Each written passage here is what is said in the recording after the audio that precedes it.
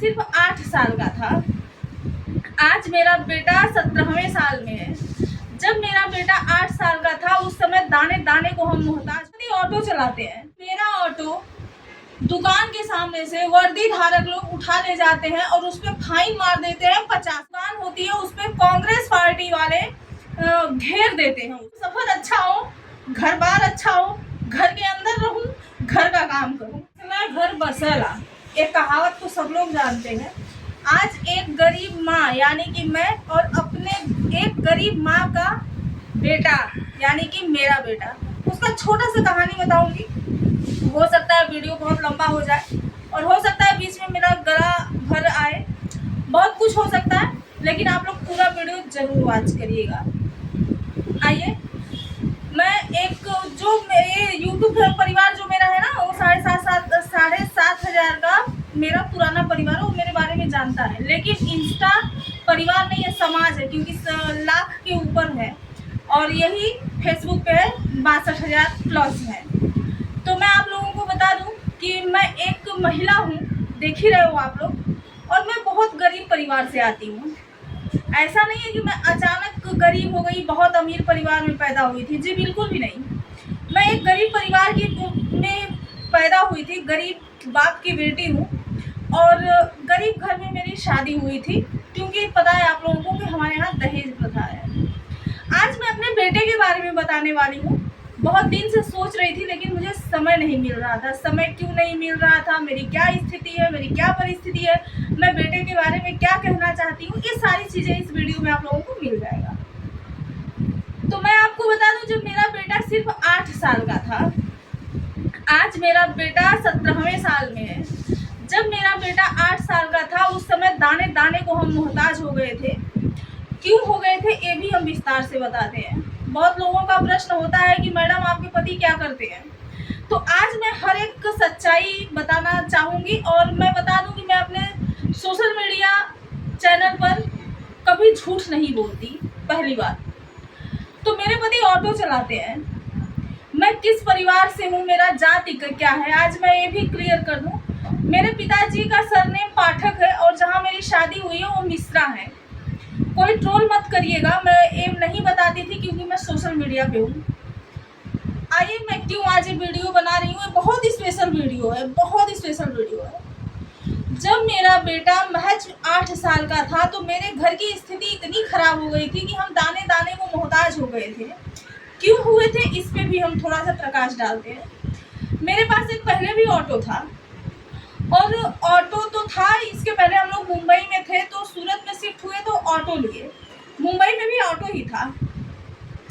Auto लिए तो वो ऑटो रास्ता वगैरह नहीं पता था, बहुत अच्छे से नहीं चल पाता था।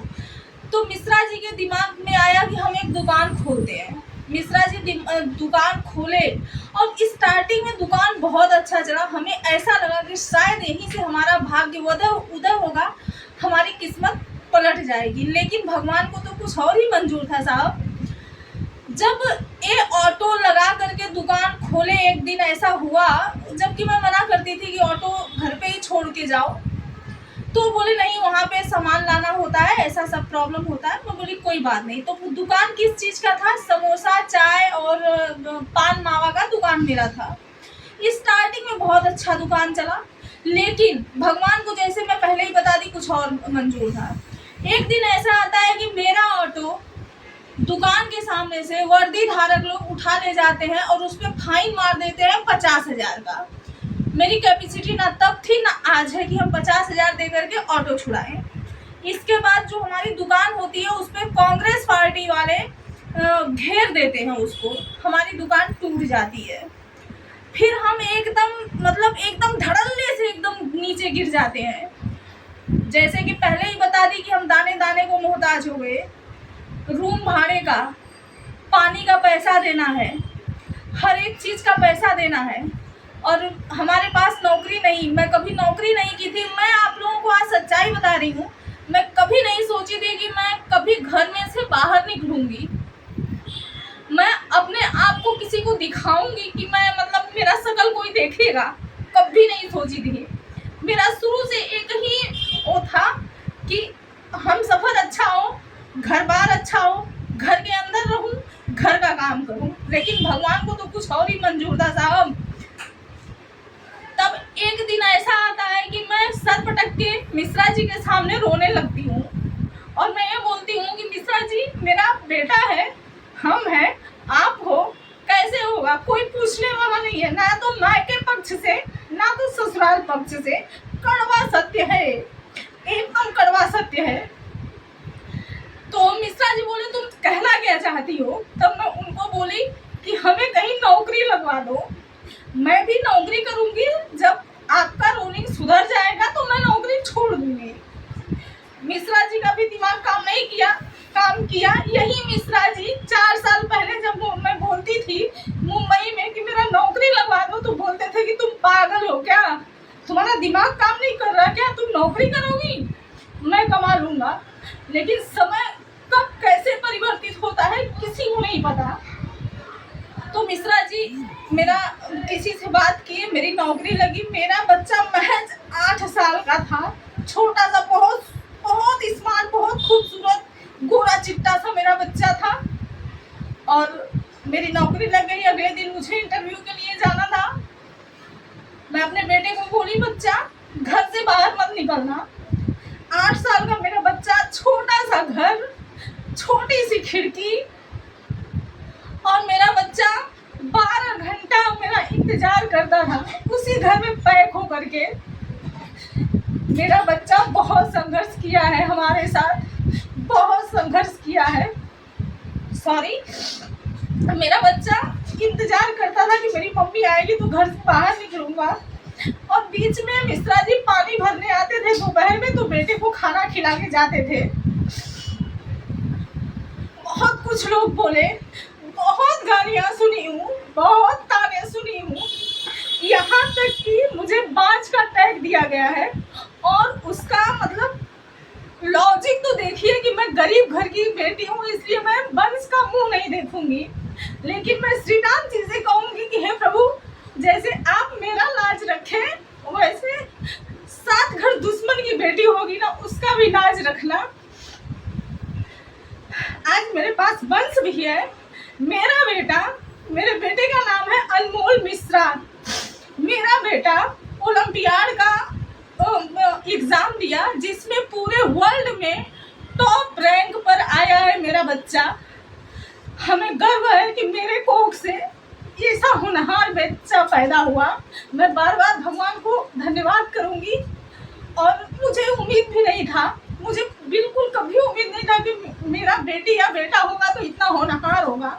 ये 2 महीने पहले की बात है, लेकिन आज मैं वीडियो बना रही हूँ, आप लोग को बता रही हूँ। और अभी परसों रिजल्ट आया है। मेरा बच्चा CBSE बोर्ड से पढ़ता है। क्या हुआ? तो मेरा बेटा 10वीं में भी पास हुआ है। तो ये अभी तो आप लोग को पता ही है कि नेट पे रिजल्ट हम लोग देखे हैं।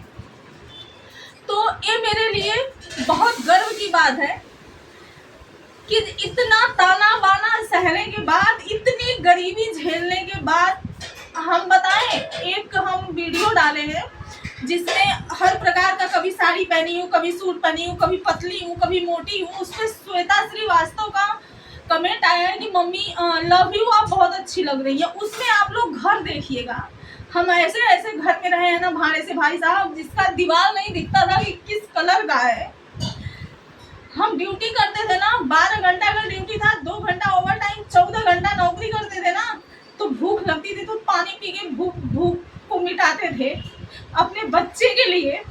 एक बात यहाँ कहना चाहूँगी, कंट्रोवर्सी नहीं, जो लोग बुद्धिहीन हैं, जो लोग देश में जातिवाद का आग फैला रहे हैं, उनके लिए कि भाइयों, आरक्षण में सब कुछ नहीं मिल जाता, मेहनत करते हैं। आज दुर्भाग्य हमारे देश का कि 40% के नीचे जो आ रहा है और डॉक्टर इंजीनियर बन रहा है, और जो 90% 100% ला रहा है उसको नौकरी नहीं मिलेगी। लेकिन हम मेहनत करते हैं, हम 2 रोटी कम खाते हैं, हम नहीं खाते हैं, लेकिन बच्चे को पढ़ाते हैं। और मैं बता दूं कि मिश्रा जी जो है ना हमारे, वो हार्ट के पेशेंट हैं। लेकिन हमारी ऑटो जब निकलती है रोड पर ना, तो 1 मिनट ऑटो मेरा खड़ा नहीं होता है। किसी से भी पूछ पूछ लो आप जाके। मेरा ऑटो 1 मिनट भी किसी भी स्टॉप पे खड़ा नहीं होता, पैसेंजर मिले या ना मिले चलता रहता है, चलती गाड़ी में पैसेंजर आते हैं। आज आज तो मैं 500 की साड़ी पहनती हूँ, लेकिन एक समय हमारा ऐसा था कि मैं 150 की साड़ी ढूंढती थी। वही मेरे बेटे, जो जिस बेटे के बारे में मैं बात कर रही हूँ ना, मेरा बेटा आज भी फटा कपड़ा पहनता है, लेकिन कभी नहीं बोलता कि मम्मी मुझे कपड़ा नहीं है, कपड़ा ले लो। तो ऐसी माँ का बेटा है। ये माँ और बेटे की एक गरीब परिवार की कहानी है। बोलने के लिए देखिए, सोशल मीडिया पे आना मेरा शौक नहीं था, मेरी मजबूरी थी। मैं बिल्कुल नहीं, कभी नहीं सोची थी कि मैं सोशल मीडिया पे आऊँगी। आज इंस्टा हो, यूट्यूब हो या फेसबुक हो, कहीं पे एक आध वीडियो कुछ ऐसा वैसा पड़ जाए तो कुछ भी लोग मुंह उठा के बोल देते हैं, लेकिन लोग नहीं जानते कि कौन किस स्थिति में है, किस परिस्थिति में है। वो अपनी अपनी गंदगी दिखाते हैं, अपना खून का गंदगी दिखाते हैं कि वो कैसे परिवार से बिलोंग करते हैं। खैर, उससे हमें फर्क नहीं पड़ता, क्योंकि हम इसी समाज में रहते हैं। हमें पता है जब अपने अपने नहीं होते, आज हमें खून का रिश्ता भी कुछ भी बोल देता है, लेकिन हम किसी का जवाब नहीं देते। जवाब देना छोड़ दिए हैं। जानते हैं क्यों? जब वो जवाब देंगे ना तो बहुत अच्छे से देंगे, और हम देंगे तो क्या देंगे। हमारी माँ सिखाई है कि बेटा कोई गाली देना तो जवाब मत देना, हट जाना। तो आज हम किसी का जवाब नहीं देते, छोड़ दिए हैं, सब श्रीनाथ जी पे छोड़ दिए हैं, सब श्रीनाथ जी देखेंगे। हमें बस आप लोग को यही बताना था कि एक गरीब परिवार की कहानी है, और बहुत सारी है। 10 मिनट 15 मिनट में मैं नहीं बता सकती। आप लोग साथ बने रहिए, हम जरूर अपने बारे में बताएंगे, और बहुत अच्छे से बताएंगे कि हम, और इतना समझदारों के लिए, परिवार वालों के लिए, बुद्धिवान के लिए इतना तो काफ़ी है, समझदारों के लिए इशारा काफ़ी है। तो हर हर महादेव। अपने वाणी को विराम देती हूँ। अगर एक आध शब्द इधर उधर हो गया हो तो क्षमा प्रार्थी हूँ। धन्यवाद।